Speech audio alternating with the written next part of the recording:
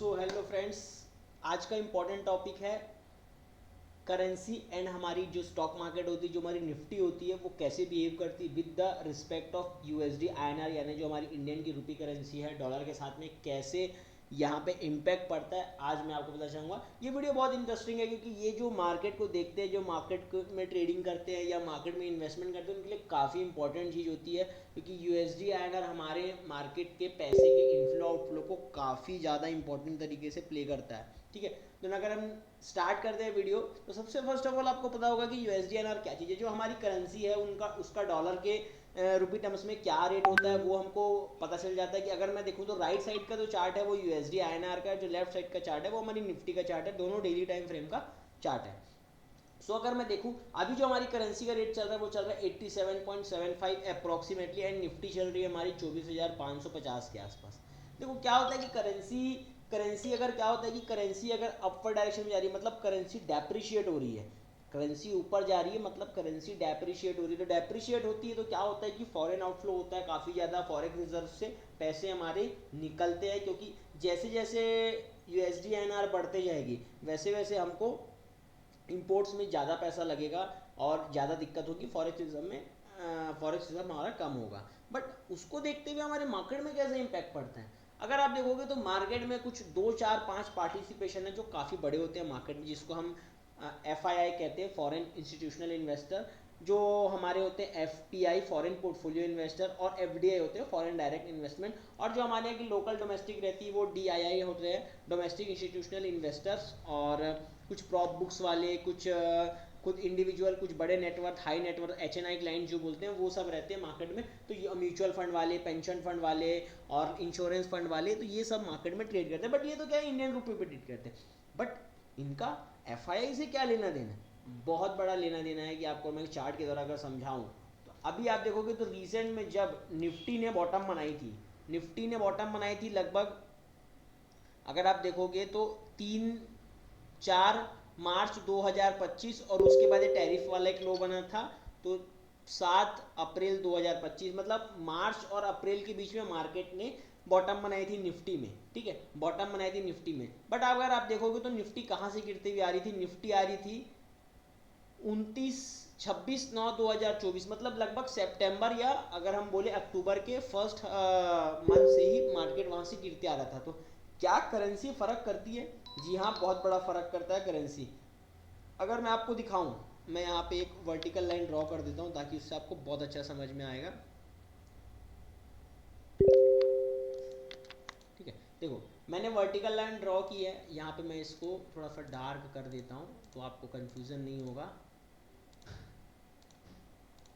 ये black colour की दोनों, जहां पे निफ्टी का टॉप बना था लगभग ऑलमोस्ट वहीं पे मैंने करेंसी का भी मैंने प्लॉट किया है। जहाँ पे सेम डेट था, लगभग सेम डेट है, 1-2 दिन आगे पीछे हो सकता है। ठीक है, तो मैं इसको थोड़ा सा और कर देता हूँ, ये बरोबर आ गई। अभी आप देखो, जब निफ्टी का टॉप बना था तब करेंसी चल रही थी 84 के आसपास, 83.75, एंड निफ्टी हमारी चल रही थी लगभग 26,000 के आसपास। ठीक है, निफ्टी 26,000। अगर आप वहाँ से देखोगे, अगर मैं कैलकुलेट करूँ तो निफ्टी वहाँ से करेक्ट हुई 16% almost from the all time high. और अगर मैं करेंसी का चार्ट पे प्लॉट करूं तो वहां से करेंसी राइज हुई थी लगभग 4.5%। तो जब जब अगर करेंसी में इतना मैसिव बाउंस आता है और ऐसा, तो ये क्या होता है कि करेंसी पे बाउंस आता है तो मार्केट गिरता है। बिल्कुल। क्या होता है कि FII तो देखो डॉलर लेके आ रहा है हमारे मार्केट में पैसा लगाने के लिए, देन वो रुपी पे कन्वर्ट करता है, देन हमारे मार्केट में पैसा लगाता है। म्यूचुअल फंड के थ्रू लगाएगा तो भी वही दिक्कत चीज़ है।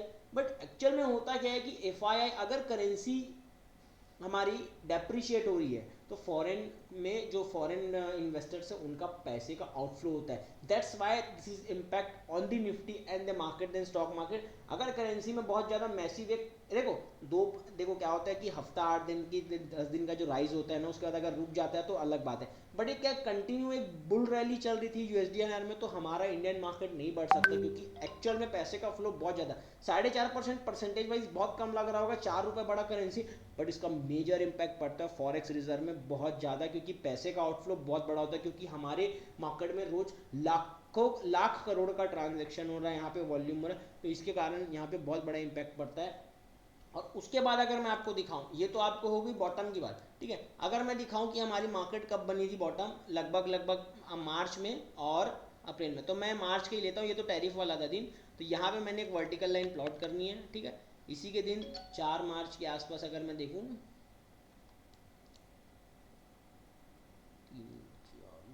ऑलमोस्ट यहाँ पे, ठीक है। तो अगर आप देखोगे तो हमारी मार्केट ने बॉटम कहाँ बनाई, हमारी मार्केट ने बॉटम बनाई ऑलमोस्ट 22,000 के आसपास अप्रोक्सीमेटली, और यूएसडी एनआर हमारा टॉप कहाँ बनाया 87.5 के आसपास।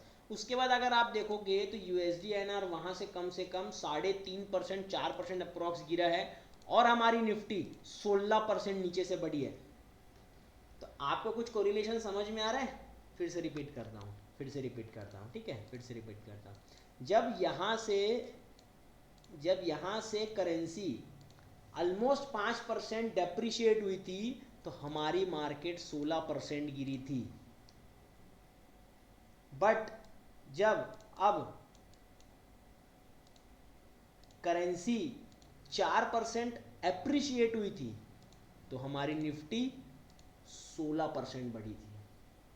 This is actual the fact. पैसे का फ्लो बहुत इंपॉर्टेंट होता है मार्केट में। देखो, ट्रेडिंग जो होती है वो पैसों से ही होती है, लिक्विडिटी से ही होती है। Market at the end liquidity से ही चलता है। मार्केट क्या है कि देखो, ठीक है, मार्केट लिक्विडिटी से चलता है, लिक्विडिटी प्लस सेंटिमेंट चाहिए मार्केट को चलाने के लिए। देखो, कभी भी अगर कोई तेजी होगी ना, तो उसके लिए सेंटिमेंट चाहिए, उसके लिए ट्रिगर चाहिए, और उसके लिए पैसा चाहिए, क्योंकि मार्केट को बढ़ाने के लिए बहुत पैसा लगता है।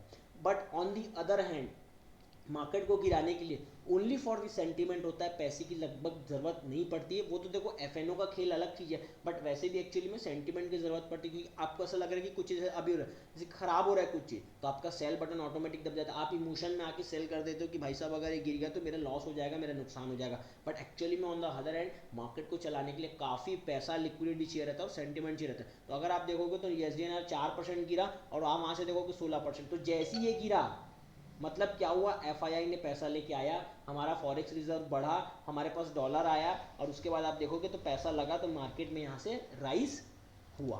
अभी मैं आपको रिसेंट का बताता हूँ। ये तो हमने 2 बार बैक टेस्टिंग करके देख ली, आप पहले का भी बैक टेस्टिंग करके देख सकते हो, ये चीज़ आपको बिल्कुल मिलेगी, आप देख सकते हो बैक टेस्ट करके। देन अभी आपको पता है कि कब बनाया निफ्टी ने टॉप, लगभग ऑलमोस्ट यहाँ कहीं पे बनाया 27/6/2025 यानी 27 जून के आसपास बनाया, ठीक है। और हमारी जो करेंसी उसने कहाँ बनाया बॉटम, करेंसी ने हमारी बॉटम बनाया लगभग 7 तारीख, मतलब जुलाई के फर्स्ट एंड में इसने बनाया, और जुलाई के फर्स्ट वीक में करेंसी ने हमारा बॉटम बनाया। अगर आप वहाँ से देखोगे तो करेंसी कितनी बढ़ गई है, करेंसी ऑलमोस्ट 3% का राइज हो गया, और वो भी एक फ्लॉलेस कंटिन्यू राइज हुआ है। और आप निफ्टी का चार्ट देख लो, Nifty is almost corrected 4%, but actual में इस बार निफ्टी कम गिरी है। 3% अगर ये बढ़ा है, तो निफ्टी को तो कम से कम 10-12% करेक्ट हो जाना था अभी तक तो। बट इसका मतलब ये नहीं कि गिर जाता है, क्योंकि मार्केट क्या है कि अभी मार्केट के साथ में अर्निंग्स आई, तो क्या थोड़ा सा पैसे का आउटफ्लो हुआ। पहली बात तो क्या हुआ, मार्केट गिरने का जो कारण है, मार्केट गिरने का जो कारण मैं बता रहा हूँ आपको, मार्केट गिरने का कारण था अर्निंग्स प्लस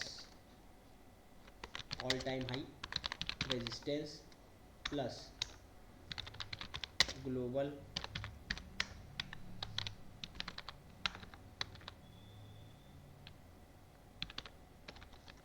अनसर्टेनिटी, ठीक है, प्लस ट्रम्प के ट्वीट। अगर मैं एक्स्ट्रा जोड़ दूँ, ट्रम्प के जो ट्वीट है, ये मार्केट को बहुत ज़्यादा परेशान करेगा, क्योंकि एक्चुअल में हुआ क्या था कि मार्केट बढ़ गई 16%, बट एक्चुअल में अर्निंग्स उतनी आ ही नहीं पाई मार्केट में, तो स्टॉक्स क्या है, परफॉर्म नहीं कर पा रहे। और ऊपर से क्या हुआ, प्रॉफिट बुकिंग ट्रिगर हो गई, तो एफआईआई ने क्या किया, प्रॉफिट बुकिंग किया, जिससे क्या हुआ, डॉलर क्या बोलते हैं, हाँ, डॉलर का आउटफ्लो हुआ। तो हमारी इसी वजह से करेंसी डेप्रिशिएट हो गई, और हमारी स्टॉक मार्केट में भी फॉल आया। और अभी आप देखोगे तो करेंसी में बहुत ज़्यादा 3% का एक फ्लॉलेस एक बुल रैली आया, और आप देखोगे मार्केट का, तो एक्चुअल में अब मार्केट टेक्निकल सपोर्ट लेता है क्या, यहाँ से करेंसी में वापस एक फॉल आता है, क्योंकि करेंसी भी लगभग ऑल टाइम हाई की रेजिस्टेंस के आसपास में है ना। करेंसी भी ऑलमोस्ट ऑल टाइम हाई के रेजिस्टेंस के आसपास में है, तो क्या यहाँ से फॉल आता है करेंसी में, और डेफिनेटली हमारा मार्केट भी यहाँ से बाउंस करेगा। बट अगर यहाँ से करेंसी और बूम होता है तो हमारे निफ्टी में यहाँ से और करेक्शन आता है, सीधा सिंपल लॉजिक, बिकॉज अर्निंग्स भी नहीं आई है, ग्लोबल अनसर्टेनिटी हमारी बनी हुई है, ट्रम्प पागल हो गया है, ठीक है। तो डेट्स वाई मैं बोलता हूँ कि करेंसी को भी बहुत इंपॉर्टेंस देना चाहिए आप लोगों को, बिकॉज पैसे का इनफ्लो आउटफ्लो एक ट्रेडर के लिए बहुत इंपॉर्टेंट मैटर करता है। देखो क्या होता है कि पैसे का फ्लो आएगा मार्केट में, जैसे कि मैं बोलता हूँ यहाँ से करेंसी यहाँ से फॉल हो जाए, फॉर एग्जांपल यहाँ से करेंसी हमारी फॉल हो गई, तो यहाँ पे हमारा बनेगा तो कुछ तो प्राइस एक्शन बनेगा, आदमी प्राइस एक्शन के हिसाब से ट्रेड करेगा। बट जब तक ये ऊपर है तो यहाँ पे कोई प्राइस एक्शन फॉर्म ही नहीं होगा, क्योंकि मार्केट डल है। देखो पार्टिसिपेशन वैसे भी मार्केट का लो है, डीआईआई जितना बाइंग कर सकता था वो कर रहा है, बट एक्चुअल में आप देखोगे तो ट्रेडर्स का जो है वो सेंटीमेंट पॉजिटिव, मतलब उनको करने का वो है ही नहीं अभी ट्रेडिंग, क्योंकि मार्केट में एकदम डल वॉल्यूम है। अगर मैं आपको 15 मिनट का चार्ट दिखाऊँ निफ्टी का, 15 मिनट का चार्ट दिखाऊँ, this is what, this is sideways, range bound हो रखा है मार्केट, और मार्केट साइडवेज हो रखा है, वॉल्यूम नहीं है मार्केट में, ऊपर नीचे। और आप देखो ना, कल से भी देख लो आप मार्केट में, देखो विक जहाँ पे आपको दिख रहा है ना कि विक ज़्यादा बड़ी और बॉडी छोटी है कैंडल की, मतलब समझ जाओ साइडवेज है, मार्केट में वॉल्यूम नहीं है, market is in the wait and watch. देखो मार्केट कोई रेंज नहीं तोड़ रहा, ना ऊपर की तोड़ रहा है ना नीचे की तोड़ रहा है, this is a range bound market, मतलब ये ऑप्शन सेलर का मार्केट है टोटल, मतलब ऑप्शन सेलर का अगर मैं मार्केट बोलूँ तो बड़े प्लेयरों का मार्केट है अभी एक्चुअल में। तो क्या है कि ऐसे मार्केट में हमें ट्रेडिंग बहुत ज़्यादा कम कर देनी चाहिए, मतलब क्या होता है फालतू की, क्या होता है कि चीज़ें होंगी, होगा कुछ नहीं, एक्चुअल में आपका लॉस ही होगा। इसी वजह से क्या होता है कि आप बिल्कुल इस चीज़ को ध्यान रखेंगे। और जो मैंने आपको बताया कि करेंसी के बारे में कि भाई अगर करेंसी बढ़ जाती है, हमारी डेप्रिशिएट हो जाती है तो हमारा मार्केट गिरता है, बट अगर करेंसी अप्रिशिएट हो जाती है तो हमारा मार्केट बढ़ता है, क्योंकि पैसे का फ्लो इंपॉर्टेंट है। तो आप बैक टेस्ट करके देख सकते हैं। सो ये चीज़ मैंने आपको आज बताई है, बहुत बढ़िया है कि कैसे हम USD INR से देख सकते हैं मार्केट को। So this is all from my side. I hope आपको बहुत अच्छा लगा होगा वीडियो, और अगर आपका वीडियो बहुत अच्छा लगा होगा तो प्लीज़ शेयर कीजिएगा, लाइक कीजिएगा, आपके फ्रेंड्स के साथ शेयर कीजिएगा, उनको भी ये नॉलेज मिल सके। सो सी यू सून, सायोनारा।